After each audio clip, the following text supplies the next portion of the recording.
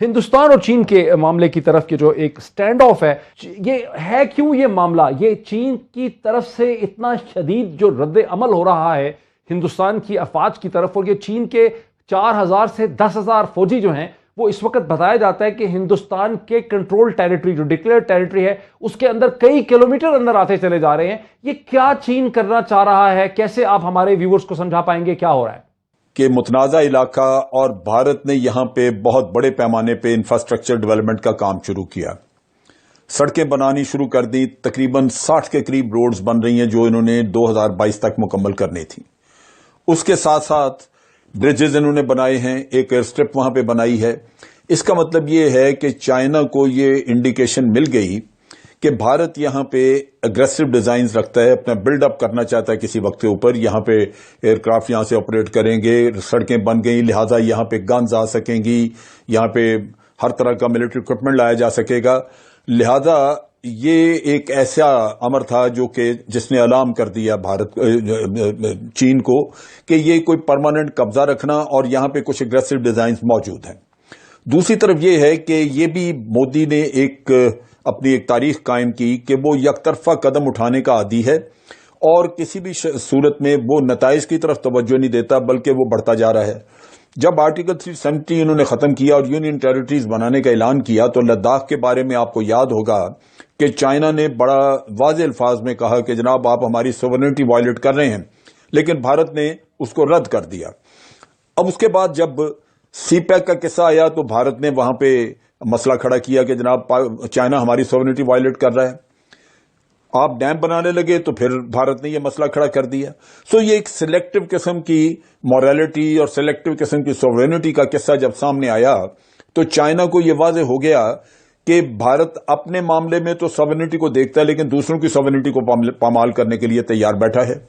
جس علاقے میں چائنیز آگے آئے ہیں وہاں پہ تیسرا جو ایک پریشان کن وہاں پہ مسئلہ نظر آتا تھا وہ یہ کہ وہاں پہ تقریباً 8 کلومیٹر کے فاصلے پہ اگر ایریل ہم لیں وہاں سے اس کو ماپیں تو تقریباً 8-9 کلومیٹر کے فاصلے پہ کراکورم ہائی وے ہے جو پاکستان کی، جو آپ کہہ لیجئے کہ چین کے ساتھ ہمارا بیسک لنک ہے اور سی پیک آگے بن رہا ہے وہاں پہ.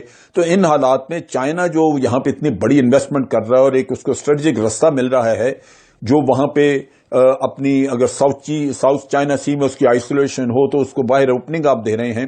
بالکل صحیح ہے. بھارت سب سے بڑا امپورٹنٹ پوائنٹ ہے پاکستان کی ٹیریٹری میں کرے نجم الدین شیخ صاحب کو بھی اس میں تو لانے یہ دیجیے. وہ چیزیں تھیں جو چائنا نے پریمپٹ کیا، ان چیزوں کی وجہ سے چائنا نے پریمپٹ کیا. نجم الدین شیخ صاحب کو بھی میں اس پہ لے آؤں.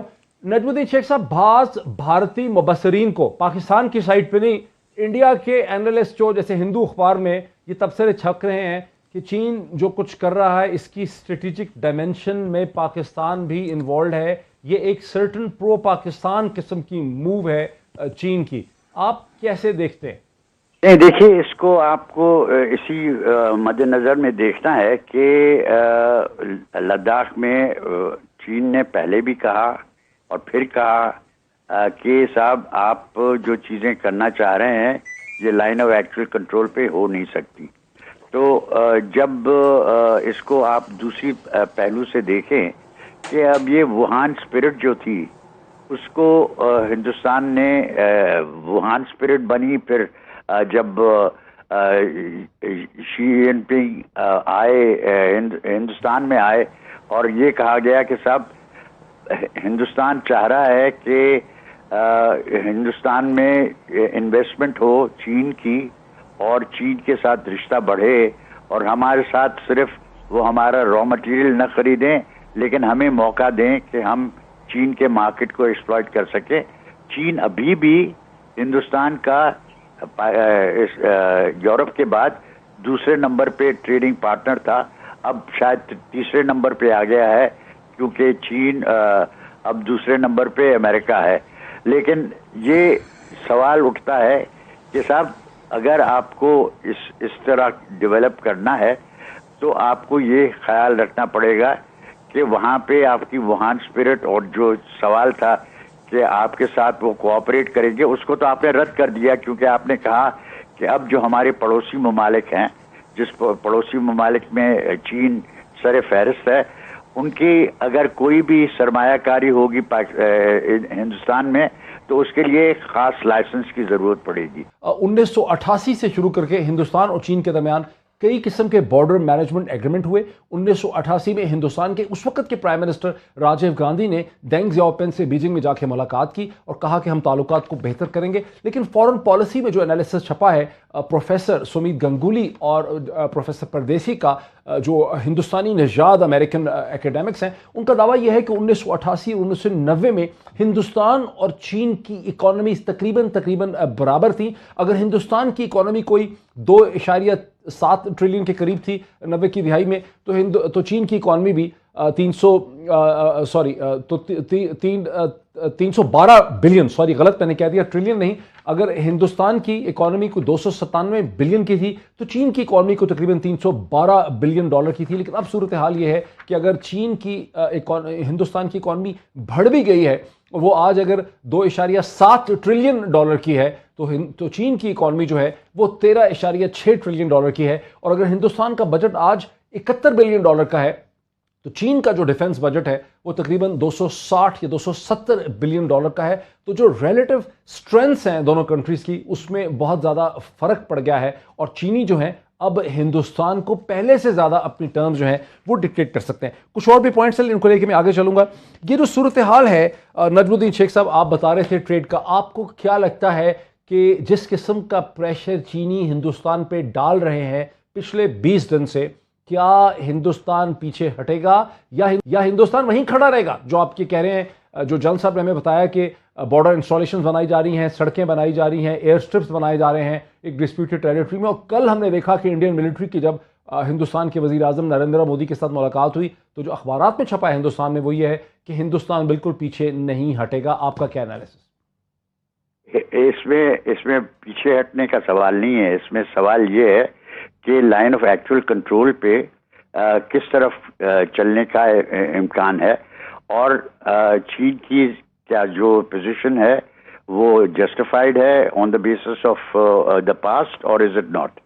اب میری نظر میں یہ سارا معاملہ جو ہے اس کا ایک لارجر کانٹیکسٹ ہے. اچھا، وہ لارجر کانٹیکسٹ یہ ہے کہ اس وقت ہندوستان نے اپنے ایک اگریمنٹ کی ہے روس کے ساتھ کہ وہ S-400 خریدیں گے، اور اس پہ امریکہ کی طرف سے سینکشنز لگنے کا امکان ہونا چاہیے، کیونکہ انہوں نے کہہ دیا ہے کہ صاحب اگر کسی نے اس قسم کی چیز خریدی تو یا روس کے ساتھ اس قسم کی اگریمنٹ کی تو پھر ہماری دوسری اگریمنٹس جو ہیں ہم ملٹری کولیبوریشن کو کم کرنا ہمارے لیے ضروری ہوگا. وہ چاہ رہے ہیں کہ اس سے ہمیں ایگزیمپشن ملے. اس وقت یہ کیسے فٹ ہوگا بارڈر ڈسپیوٹ میں، یہ جو تناظر آپ دے رہے ہیں؟ دیکھیے میں آپ کو کہہ رہا ہوں کہ اس کو لارجر کانٹیکسٹ میں دیکھنا ہے کہ یہ چین کے ساتھ صرف نہیں ہے. اس کا بڑا کانٹیکسٹ یہ ہے کہ چین اور امریکہ کا رشتہ کس نوعیت کا ہے اور اس میں کردار کس نوعیت کا ہندوستان پلے کر سکتا ہے. اب یہ لوگ کہیں گے کہ یہ اب میں ذرا اس کو کھینچ رہا ہوں، میں کھینچ رہا نہیں ہوں. یہ اس میں کانٹیکسٹ جو ہے وہ ایک بہت ضروری ہے کہ اس کا اثر کس نوعیت کا پڑے گا ہندوستان اور پاکستان کے سلسلے میں. اچھا، ہندوستان اور امریکہ کے سلسلے میں. امریکہ ایک چیز چاہتا ہے، امریکہ چاہتا ہے کہ ہندوستان ان کے ساتھ کھڑا رہے اور ہندوستان ایک بلوک بنے چین کے خلاف.